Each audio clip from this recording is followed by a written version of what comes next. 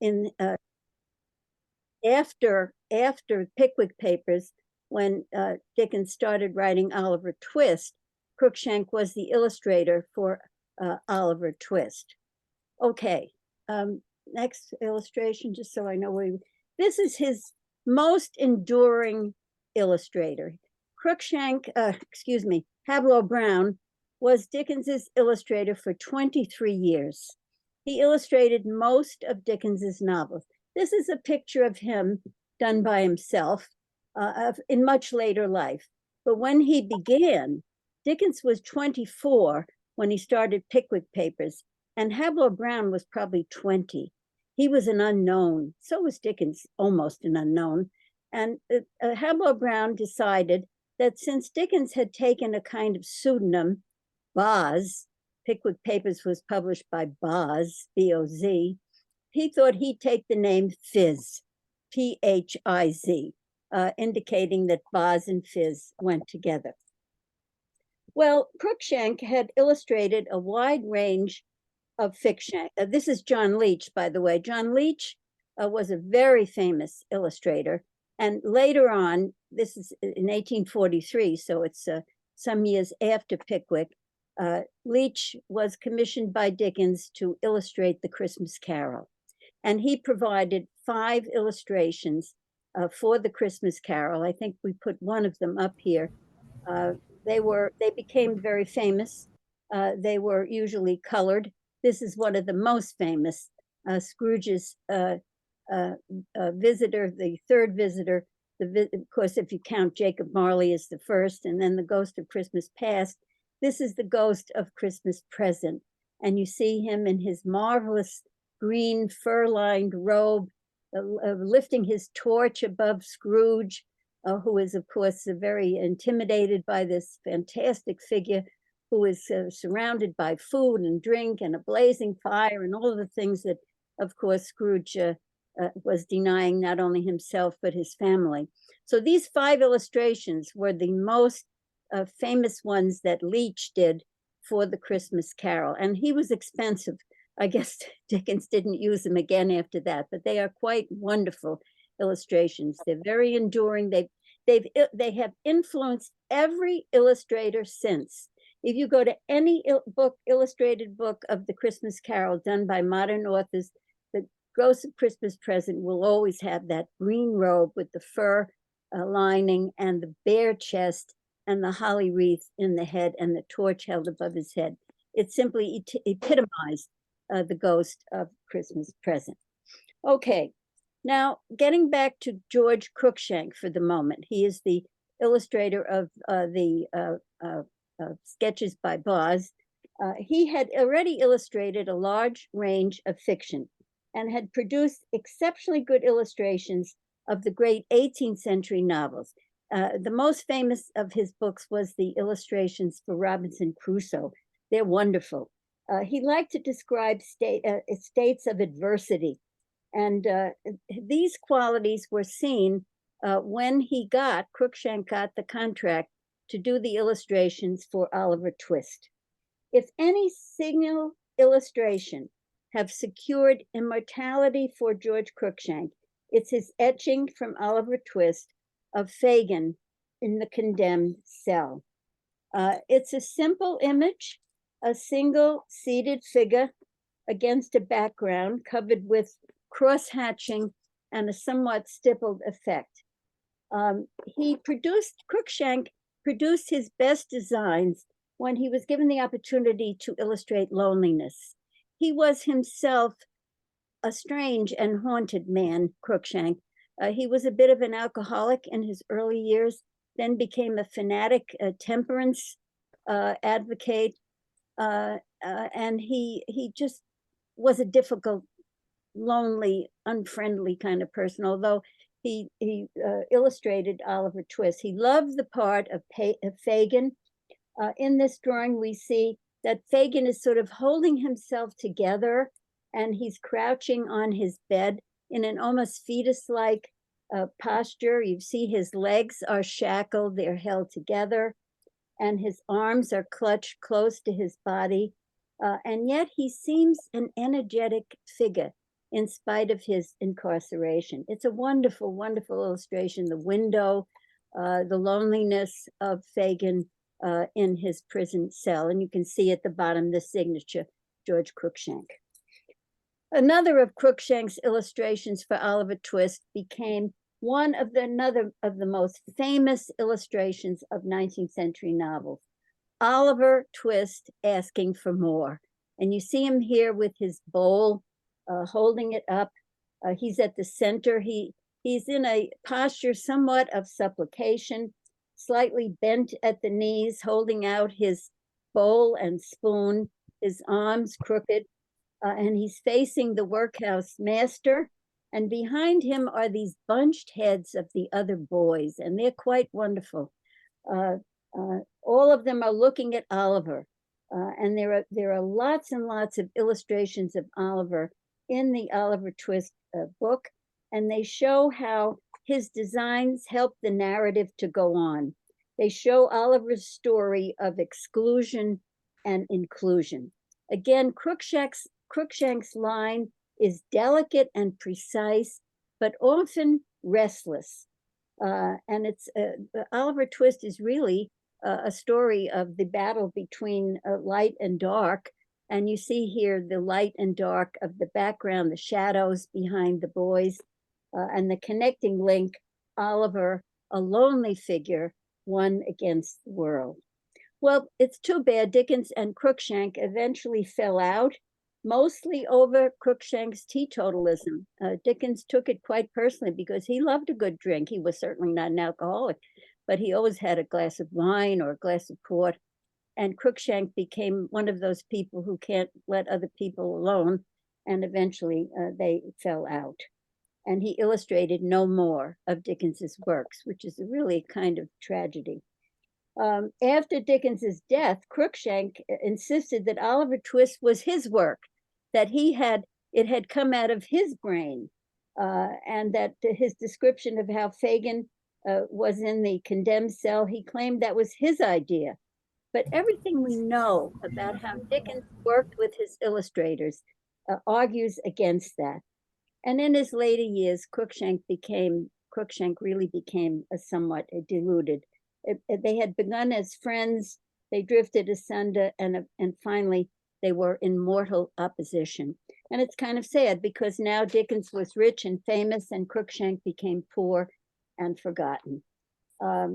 Dickens was buried in Westminster Abbey.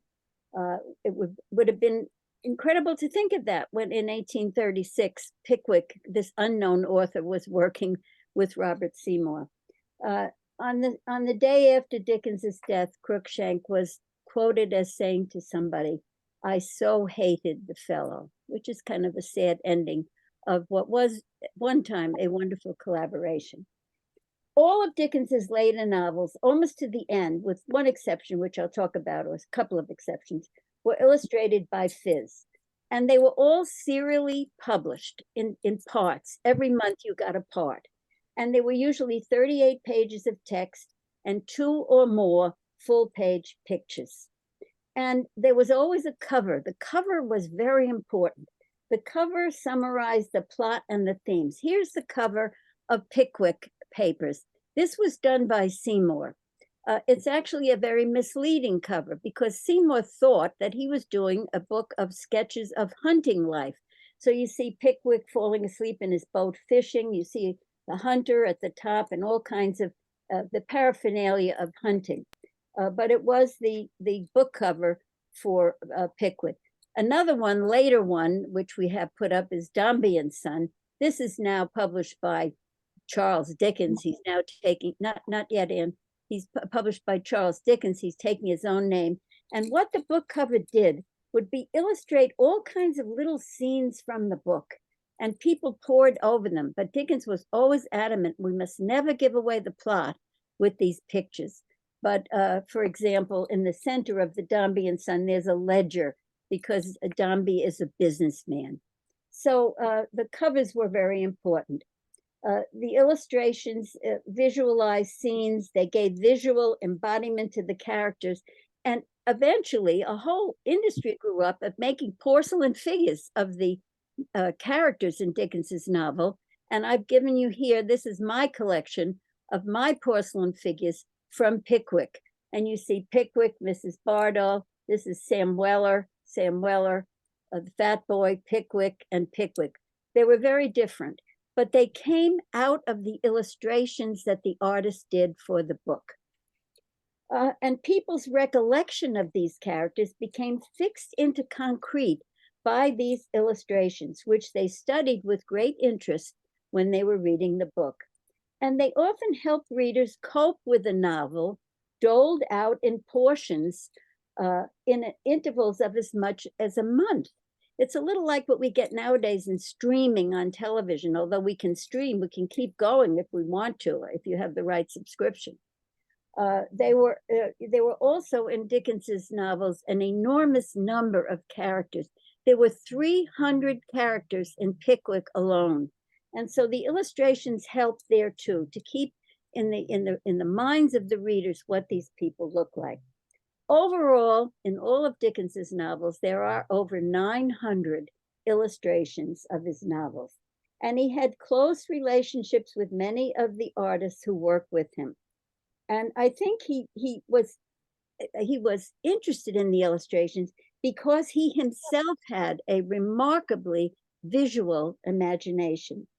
Once somebody asked him, "How do you create your fiction?" And his answer was, "I don't invent it. I really do not. But I see it, and then I write it down." That's amazing, isn't it? You know, there's a movie called The Man Who Invented Christmas. I love that movie. And it shows Dickens working at his desk, trying to write the Christmas Carol. And the characters come in through the window and talk to him. And that to me is so much like what probably happened. These characters were talking to Dickens and he saw them.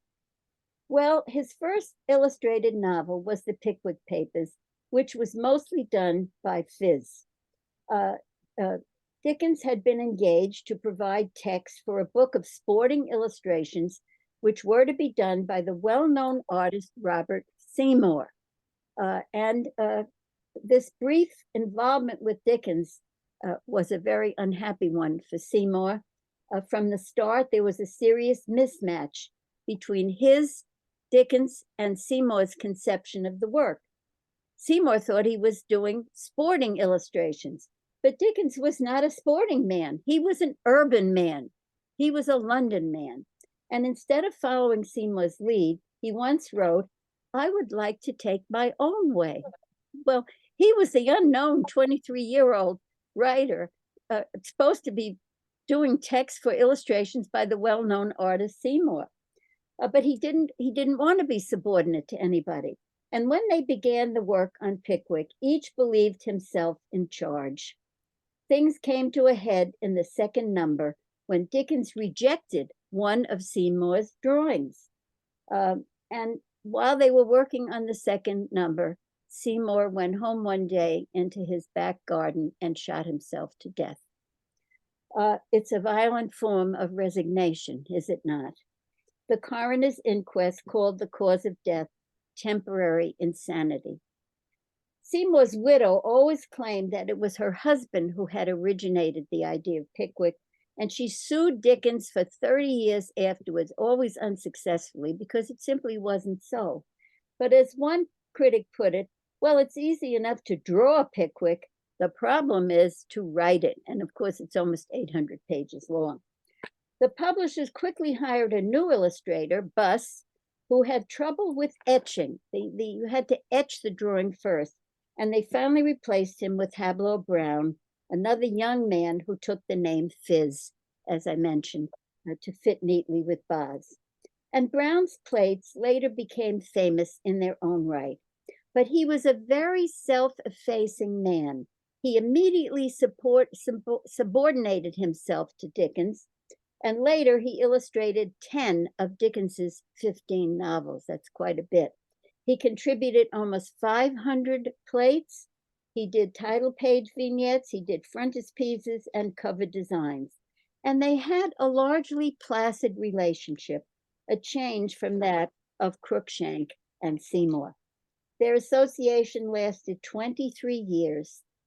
Hablot Browne had no vanity. He had technical ability and literary sensitivity, but he was a pliable man, and he was able to keep pace with Dickens's imagination and development. He simply said, I want to light up the text without being obtrusive. Browne's eventually toward the end, illustration was going out. I'll talk about that later. And he stopped working in the end. The last two novels for Dickens were not illustrated by Hablot Browne. The first slide of Hablot Browne in Pickwick is his meeting with Sam Weller at the White Hart Inn. And I think we have that first illustration. There it is. Sam Weller is to the left. His job, he's a boot black, he polishes boots. And of course, the polishing boots was a very important activity because most people rode. The streets were full of offal and dirt and all kinds of refuse. And so blacking the boots was very important. And so Sam Weller, to the left there, is a man who takes care of the people who stay in the inn. He takes care of their boots. And this particular number of Pickwick marked the turning point in the novel's success. And the artist's delineation of Sam Weller to the left here augured well for their future collaboration. Dickens always took pains to specify exactly what he wanted in the illustrations. He had a compulsion. Dickens had to control every aspect of his work, and he was well aware of how important the illustrations were. This is another famous illustration. They called The Fat Boy Awake. The Fat Boy is a guy who works for the Wardles, and the joke is he's always falling asleep. Whenever Mr. Wardle looks for him, he can't find him. Damn that boy, is he asleep again? And this is the joke. And of course, on the night that one of Pickwick's friends makes a love relationship with one of the ladies, naturally the fat boy is awake and he sees them. So that's the joke. It may not seem like much of a joke to you, but it was considered quite funny. Dickens always approved the artist's preliminary sketches. No detail of position, gesture, expression, or dress was too paltry for Dickens's consideration. He always gave detailed instructions, the position of the characters, their gestures, their dress, their setting. He inspected preliminary sketches and final drawings. And remember, this whole episode had to be done on a monthly basis, these episodes. Well, within weeks of Seymour's death, Dickens had invented Sam Weller, and Pickwick and Sam were stamped on objects throughout England, as you saw on those porcelain representations. Pickwick began by publishing 400 copies a month, and by the fifth number, when Sam Weller appears, it was selling 40,000 copies a month. And Dickens became famous. He was famous. Now, you have to, only two of his novels were not illustrated. Hard Times was not illustrated, and Great Expectations was not illustrated. And the reason was they were weeklies, and they were published in weekly magazines, which did not have illustrations. When Dickens was born in 1812, the world lacked visual materials. There was no TV, there was no movies, there were no photographs, there wasn't even a public art museum. So illustrations were how you saw things. Much later, one of Dickens's later lovers, person who adored his books, read them all, was Vincent van Gogh. And Van Gogh said in a letter to his brother, "There is no writer, in my opinion, who is so much a painter and a black and white artist as Dickens." Van Gogh saw the germ for these illustrations in the written work of Dickens. Let's look now at some of Phiz's illustrations from the Old Curiosity Shop. Now, I said Phiz, but it isn't Phiz. It's a man named Cattermole. Cattermole did the illustrations for the Old Curiosity Shop. And here's one of them that you probably would recognize. It's little Nell and her grandfather. It became a sentimental and a kind of unforgettable image. From the start, the story was built around good and evil. And you'll see the evil character is Quilp. And we see Quilp drawn. Here's the one of the first illustrations. He's a dwarf. He's a horrible person. He's leering out of a tavern window. You'll see the words on the right, on your right-hand side of the screen are man beast. And nearly a quarter of the illustrations of the Old Curiosity Shop portray Quilp. Quilp has a kind of malicious animal magnetism, though he torments his wife and browbeats the boy who works for him. They never attempt even to escape. Then another one with Quilp in it is Quilp defies the dog. Quilp is tied up for a while. The dog is tied away from him. He has to stay there, and it emphasizes the animal nature of Quilp's face and body in goading the dog. He's goading the dog. And Dickens said of these illustrations to his friend, "You know, I build up temples in my mind that are not made with hands or expressed with pen and ink." And as I said, his requirements were exacting, but his illustrators were mostly able to rise to his demands.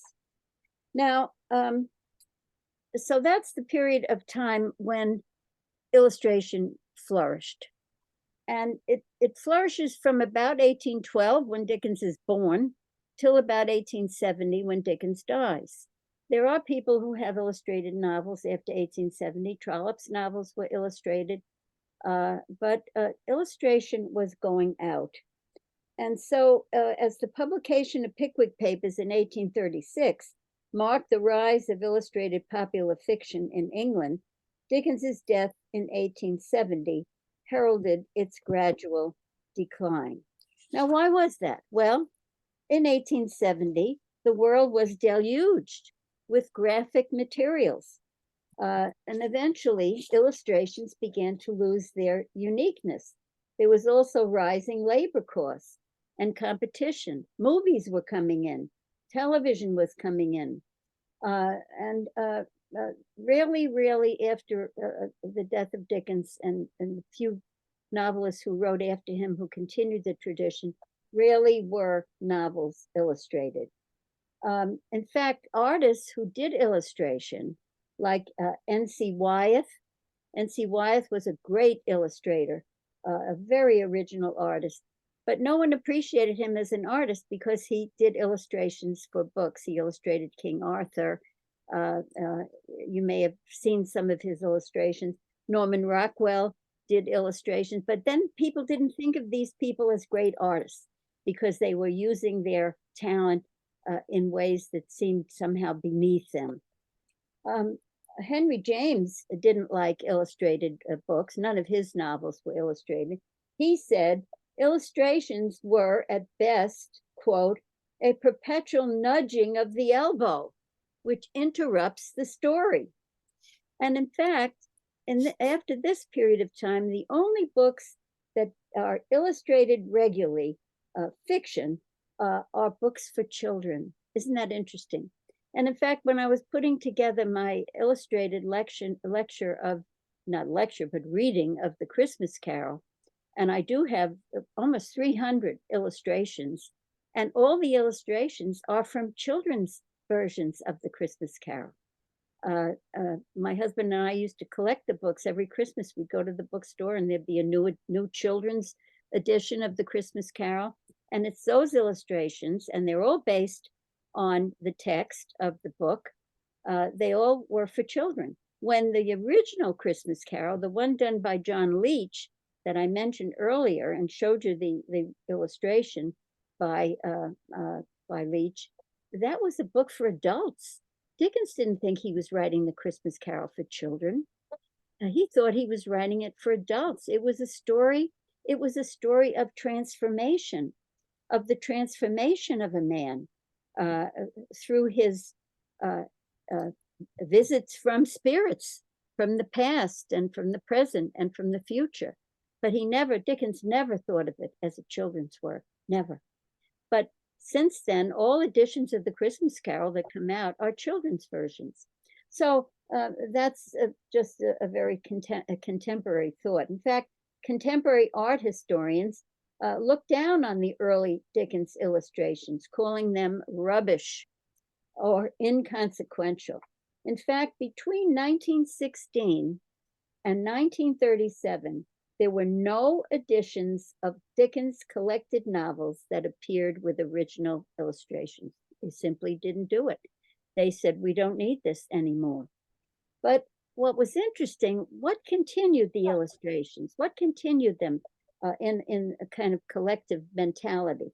Well, filmmakers were adapting many of Dickens's novels in the 30s and 40s. There are some great adaptations of Great Expectations of many of his novels, and the filmmakers relied heavily on the original illustrations to get the picture of what the character looked like, of what the costumes were like, and what the sets were like.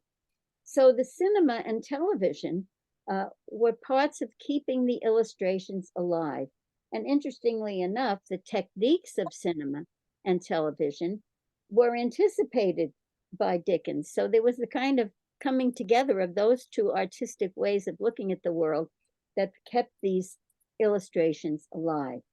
Nowadays, scholarly publications include the illustrations. In fact, the new Oxford Illustrated and the Penguin paperback edition, which I'm actually using in my class, it's a wonderful edition, and it includes all the original illustrations.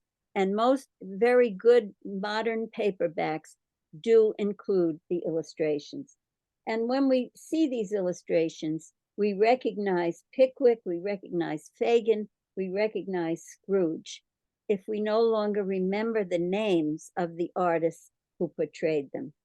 And there's a curious mystery, I think, in this connection of the original illustrators and the artist who wrote the text.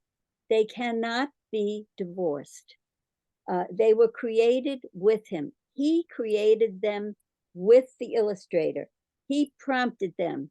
He directed them. And publishers have realized this. This was a remarkable coming together, a moment of history, if you will, a unity of technology and personality that made them possible, and I think is unlikely to occur again. I'm going to talk a little bit about one illustrator of modern novels, but a very different kind. A man named Matt Dish has decided to take a couple of classic novels. He did this with Moby Dick, and he did it with Heart of Darkness. And what he does is the book gets printed, and each page he does an illustration, but they are not illustrations of the kind that Hablot Browne or Cruikshank did. He wrote in his preface to this one, this is his edition of Heart of Darkness, I tried to breathe some different kind of life into pieces of classic literature. I called Heart of Darkness a black hole of a story. I had to say to myself, what should I exclude? What should I leave out? He decided that the background should not be dark. It should have the sun shining. It should be a place filled with bright acid green, with patterns of leaves and the shadows of trees, a diseased yellow sky, aggravated murder on a great scale. And he showed Europeans, as you see here, pale, skeletal, bloated with gaping mouths, with huge, brutal hands and symbolic heads. They are gigantic and spectrally black. Kurtz here has a skull-like head of perhaps some sort of minor god. This one, the first one, if you put the first one up again, is in the page where he writes, I was thinking of the old times when the Romans first came here. So here, you know, maybe I can't really interpret this too much for you, but we've got leaves and we've got bricks and we've got the spectral-like character coming in. The Romans are coming to civilize, quote unquote, the land of Britain. And the next one is on page 148, which is the second one that I have here for you. Mr. Kurtz lacked restraint in the gratification of his various lusts. He's also, as I said, done Moby Dick. I did buy the book, which I have a couple of illustrations to show you from Heart of Darkness.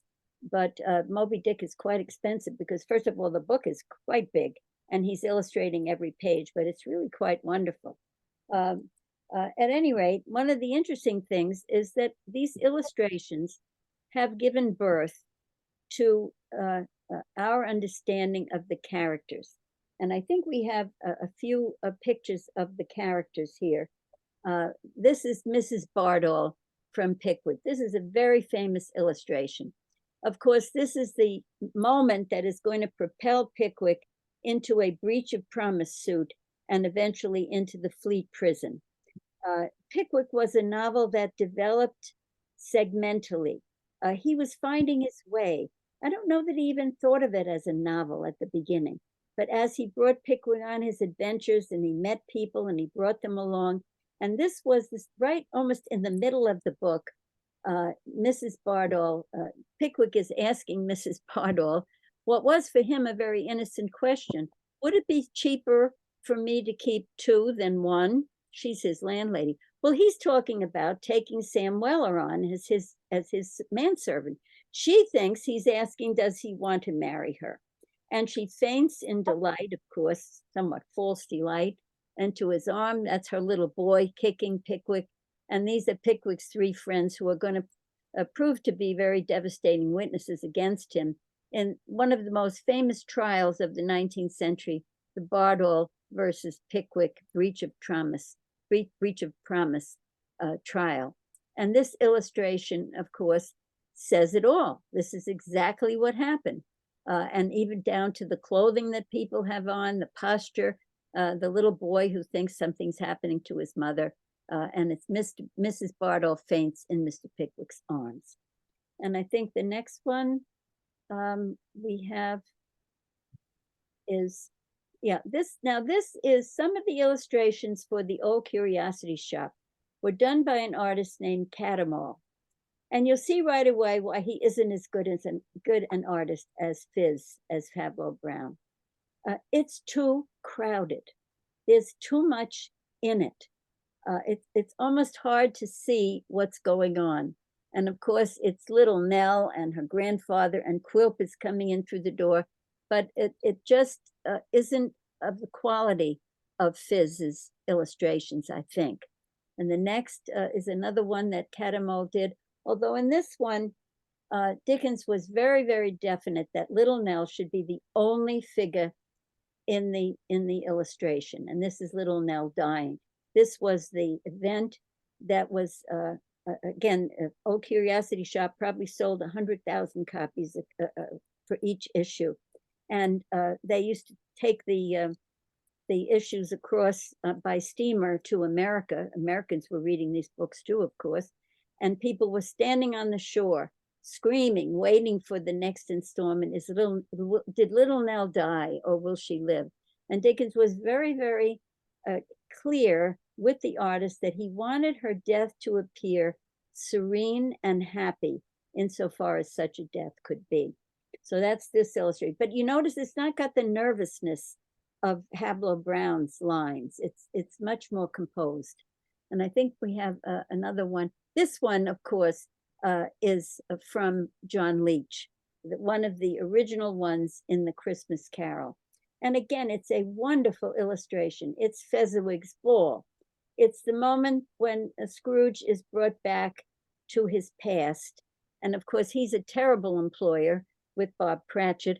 And here is a wonderful employer, Fezziwig, who stands up to dance with his wife. And one of the lines, for example, in the Christmas Carol, he almost appeared to wink with his legs. And you see that, you see the light shining on the legs of Pickwick. So every detail, the fiddler tuning up there, the people kissing under the mistletoe, and of course they were colored illustrations. Dickens, by the way, paid for all of this himself. He had Leech do the 5 illustrations. He bound the book in red Morocco leather with gold on the pages. It was a beautiful first edition. I don't know what one first edition would cost, something around $70,000 perhaps today. At any rate, he paid for it himself, and immediately it was pirated everywhere. There was no copyright law. And he got so angry about it, Dickens, that he did go to the law about it. And in the end, he had to pay more for his legal fees, which he lost, than he made from the book. He made almost nothing from the publication of the Christmas Carol. And I think he treasured that when he eventually comes to write Bleak House and satirize the law. Okay. And what else do we have on our illustrations? Yeah, now these are the characters in the Pickwick Papers. And this is a very famous watercolorist. He's not an illustrator, but he named Thomas Kidd. You see his name there, Kidd. He did a famous book of illustrations. And I was very happy that I was given a copy of this book. It was in quite disrepair, but I don't care because the illustrations were fine. So I wanted to show you how, if you look at Mr. Jingle illustrated in the novel, you'll see that Thomas Kidd took exactly what he looked like. He's a tall, thin character with the top hat and Mr. Jingle. And then another one that came from Pickwick Papers, Mrs. Bardolph. She's, of course, the widow who initiates the breach of promise. And that is, again, what she wears, her apron, her clothing are just as they are described in the book. These are all from Thomas Kidd's illustrations. And this, of course, Pickwick. Pickwick, always a slightly rotund individual, always carries a quizzing glass. That's hanging around his neck. The quizzing glass was a kind of, you could look through it, and it was not quite a telescope or binocular, but you could bring things closer. And Pickwick was an observer. The story of Pickwick Papers begins as he goes out to observe the world and to write about it. So it's very important. The quizzing glass is there, and he is always a drinker. He's always drinking something. Again, that's what I think eventually caused the break with Cruikshank. And his spectacles, because he's got to see carefully. His spectacles are mentioned. And so it's exactly as he is rendered or described in the illustrations. And I don't know. And this, of course, Sam Weller. Sam Weller was the tipping point for Pickwick. He is the servant who takes care of his master. Pickwick is a little bit naive, a little bit clumsy, continually gets himself into horrible scrapes. And it's always Sam, his servant, who gets him out of them. And he always has the striped vest coat, the red neckerchief, and he is a kind of jaunty character. But also he's of the lower classes. And this is the first book that initiates the idea that the lower classes might have something that the upper classes lack. And Pickwick certainly needs him to take care of him. Okay, I think that may be it, unless we have another. Is that it, Anne? Oh, Toby Weller. Toby Weller is Sam Weller's father. He is, again, a quite rotund individual, always smoking and drinking, as you can see here, and always has a red neck coat and a long coat with buttons. Dickens was fascinated by buttons. And as you read the Pickwick Papers, you'll find that very often characters are described in terms of their coats and buttons and neck kerchiefs. And he is Sam's father. He's he's just married a widow and has a horrible marriage. Dickens was very hard on women in his books. very Sam, his father tells him, Sam, beware of widows. And of course, Mrs. Bartol is a widow. Okay, that's Toby, and I think that's it. Yes. So I'll be open now to questions or comments, and love to take your questions or comments. Thank you, Helen. And if anyone has any questions, please feel free to put them in the chat if you like. Or And as we're waiting, we already do have a question for you, Helen. And that is, in what book was there an illustration on every page? Oh, that's Heart of Darkness or Moby Dick. He's done two. That's done by Matt Dish. And if you get them and if you look at them, they're not illustrations in the style of the 19th century, but he felt that the books were very visual and needed illustration, and he did it in his own way. Mm-hmm. So the one I have is Heart of Darkness, and it's quite interesting, really. And when you read the page, as I read it, I'm always looking for the line that inspired that particular drawing. Most of the drawings are very abstract. Mm-hmm. And I have a question for you.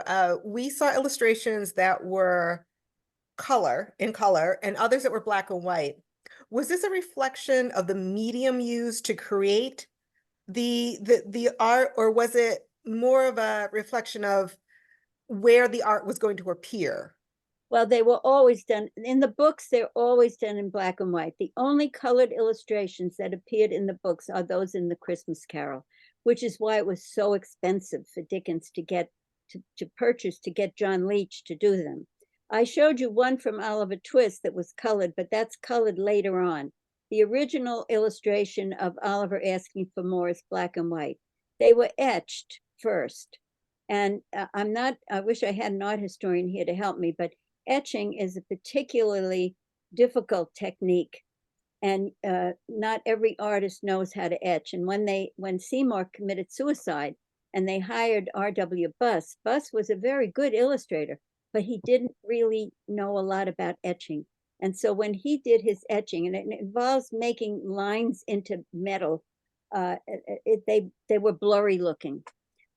So etching is a very, very difficult medium. You had to know how to do it. But all the illustrations in the Dickens novels are black and white. Mm-hmm. Were any colorized later on?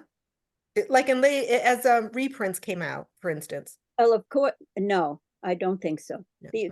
The Christmas Carol ones, I probably have 100 children's books of the Christmas Carol. They're all shortened, and my husband got quite obsessed with my reading. And he said, Helen, we're going to have a slide for every sentence. And so I do have almost that. Like he did the door knocker. Different people do the door knocker in different ways. And I think John there must be about 4 or 5 door knockers in my reading. But I remember the last time we did it, and I was always, I must admit that I wanted him to stop. I said, no, we have enough. And he said, no, and the reason I wanted him to stop was every time he inserted new ones, we had to renumber the whole thing and put it back into place. So remember that this was important, even in the novels that were published in the 19th century. The illustration had to go on the right page, and that's not easy. So I said, let's stop. And the last one that he said, we don't have a single illustration of Martha hiding when Bob Cratchit comes home. And I said, it doesn't matter. Well, he got one. That was the last one that he put in. But for the last couple of years, it has been static at about a couple of hundred slides. So the children's books are colored, and every one of them has got something in. Ronald Searle was a famous artist who did a series of almost like New Yorker cartoons of Christmas Carol. And I think I probably have every one that exists. This Christmas, I looked around, and there was no book with new illustrations that I could find. Actually, I think there was one, and it was a comic book, and I didn't like it. I just didn't buy it. I thought, I'm not going to try to put those in because I don't like them anyway. Okay. Yeah. We have one more question. Yeah. Were any of Dickens' novels or stories realized in theater performances at the time? Oh, yes. He was pirated everywhere. Uh, he was really a man of the theater. Some people say about him, he began life as a parliamentary reporter. In order to do that, he had to learn shorthand. And he said he was the best shorthand writer in the world. And he became the best parliamentary reporter because, of course, he had to keep going with things that were said. And after that, he loved the theater. And as a young man, when he was working as a parliamentary reporter, uh, he used his money for two things. He bought a reading pass to the British Museum, British Library, and every lunch hour he went there and he read. And as a matter of fact, some researcher found this out. It's a fantastic story that he was reading an edition of Shakespeare that was published by somebody named Samuel Weller. So he was always reading at his lunch hour. And then at night, he went to the theater. Every time he could go to the theater, he loved the theater. And a man named Matthews was what they called a monologuist. He would put on, I guess we would call it a stand-up comedian. And this Charles Matthews would give these talks in a kind of jerky, interrupted phrases. And Alfred Jingle, who's the character in Pickwick Papers, very much resembles Charles Matthews. So he went to the theater every night that he could and that he could afford it. And he wanted to be an actor. And so he was signed up for an audition. And on the day of the audition, he caught a terrible cold. And so he had to back out. And some critics say we're so lucky because he probably would have been hired and he would have become a strolling actor and we would never have had all these novels. So the theater to him was everything. And when his books came out and, were so popular, there were always theater versions of Oliver Twist, of the Christmas Carol. And of course, he got not a dime from any of it. And of course, the kind of, I call it tragic occasion, he got to the point where he got so obsessed with theater too. He wanted to do his own theater. And so they found this play called The Frozen Deep. And he and Wilkie Collins, by that time he was friends with Wilkie Collins, and they decided to do a home production of The Frozen Deep, which is about a man who sacrifices himself and sacrifices himself so his friend can have this girl that he loves, although he loves her too. It's a terrible play. It's no good. But anyway, he put it on and he took the part of the man who is the self-sacrificing person. And they did it in a home production, and Dickens's own daughters played the girls in the story because this is a love story. And it was so popular, people loved it. And Dickens decided, well, let's put it on the road. Let's take a production up to wherever it was. I don't know if it was Manchester or Birmingham or some other city. It was somewhere. But Dickens said, we cannot have my daughters on the stage. Because to have women on the stage, it was not a profession that a woman should have. It's just not the right thing for a woman to display herself on the stage. So he said, we'll all do our parts, but we'll have to hire some professional actresses to take the parts of the two young women. And there was a family of actresses in London, the Turnans, a mother, and she had, I believe, 3 daughters. And the youngest daughter was 18 years old, and her name was Ellen Ternan. And she took one of the parts of the young women in this play. And Dickens, who was by that time a man in his 50s,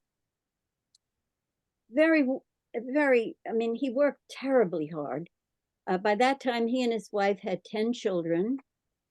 She had endured not only 10 pregnancies, she had several miscarriages. She had very difficult births. She always had postpartum depression. And she gained a lot of weight, and she lost the beautiful figure she had when he married her. And he met these actresses, and this young actress, Ellen Ternan, he fell in love with her, whatever you want to call it. And he began to support her and her family. And one time he had even bought her a bracelet of some kind and engraved it. It was engraved, Ellen, I think. And it got sent to the Dickens house by mistake, and his wife saw it. And of course, it was quite a turmoil over it. He forced his wife to go and make peace with the Ternan family. She would have done anything for him, his wife. She adored him. And at any rate, he then decided that he didn't want to have conjugal relations with his wife anymore. And so in those days, the Victorian bedroom there was always the double bed, and then there was a door into another room with a single bed. So a man could take the single bed on occasions when he didn't want to have intercourse with his wife. And Mrs. Dickens must have come home one day and found that he was instructing to have that door closed up and bookcases built there, and he no longer wanted to have relations with her. And he wanted, and this is, he was a great man and he was a genius, but he was in many ways a terrible father. And of course, what he did to his wife was totally unforgivable. He wanted her to continue to live with him as man and wife, but no relations. But he wanted to keep up his image, his public image, as the man of the Christmas Carol and the family, and Household Words was the name of his articles, his magazine. And for once in her life, she wouldn't do it, and she left. And all the children stayed with him. Her sister had come and stayed with Dickens and the children, and only her oldest son, Charlie, was sent to live with his mother. And he put her up it was a very nice house, and paid, I don't know, £600 a year. He didn't skimp on that, but she was devastated, of course, by it. And so the theater was, it was his obsession from early on. His books are theatrical. You can hear the voices of the characters. And he loved the theater. He started this acting troupe, and through that met Ellen Ternan, a woman who never loved him, but who was supported by him. And I think he led a very unhappy life, although I'm sure she was his mistress. He set her up in an apartment in France. Some people say she had a child from him who died. I don't know the rest of that, but if you're interested, Claire Tomlin has a very interesting book which tells the story of Ellen Ternan. I think it's called The Invisible Woman. It's a wonderful book. But so theater was, quite something. Well, I see I've got more questions. Yes, Van Gogh loved Dickens because Van Gogh sympathized with the poor and the oppressed, and Dickens always did. Were any of his novels, yet I said that, are the original illustrations in museums? No, they're in private collections or they're in libraries. I've never seen an exhibit of them. The Burke collection at the New York Public Library contains much Dickensia, but I was not working on I was working on the reading versions of his novels, and I used the Burke collection, but I didn't ever investigate whether illustrations were there. Did Dickens or the publisher decide how many illustrations were included? That was decided. Every month, it was 38 pages of text and 2 illustrations. And how he did this, I don't know, because you see, you say you have a month to write 38 pages, but it isn't a month, because they've got to get everything to the publisher in time for it to be printed and approved, and it has to be bound, and it has to be sent out. So it probably would be 3 weeks that you had to write these 38 pages. And the challenge for doing this was getting the illustrations done on time and getting the text done on time, and then preserving the overall view of the book. Now, Pickwick Papers has a very loose plot, but once the Bardolph Pickwick breach of promise trial occurs in the middle of the book, it's pretty tightly plotted to the end. And some of his later novels are so ingeniously plotted with hundreds of characters, and yet he was writing them by month. And this is the most incredible thing of all. Great Expectations, which was published in a magazine. The reason he published in a magazine, it was his magazine. And he had another novelist was excerpting his novels, and the sales were down and down and down. And somebody said, listen, you've got to write something. We can't continue this novel. Nobody likes it. So he sat down and wrote Great Expectations on a weekly basis. And that is one of the most tightly plotted books I know. It opens with the scene in the graveyard with the convict. And, you know, we know exactly at the end who the convict is and what his relationship to Pip is. So it's a kind of miracle. This whole enterprise, serial publication, illustration, is a kind of miraculous thing that has never happened since. It just hasn't. Okay, any other questions? If there's So- any other questions, you're welcome to put them in the chat. So if you get a paperback of these novels, be sure you get one with illustrations, because if you don't have the illustrations, you don't have the exact way that Dickens himself saw his novel. I think the illustrations are critical. I do. And it's interesting, he took as illustrator in his later novels, in Edwin Drood, for example, which he died while writing, he took as an illustrator a man that he was sort of doing charity to let him do it. And they're not very good. They're not very good illustrations. There's nobody like Phiz. Phiz and Cruikshank were the best of his illustrators. And it's too bad that he and Cruikshank fell out, because I think he would have been a very good illustrator of some of his other novels. All right, well, it looks like we have no more questions at this time. I am going to post one more time the link to our program evaluation form if anyone would like to give us feedback. And I think with that, I guess we are done.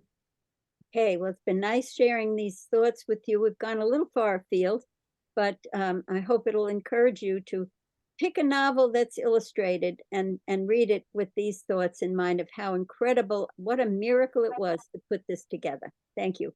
Thank you, Dr. Heineman. Thank you, Anne. Thank you, everyone, for coming out tonight and joining us.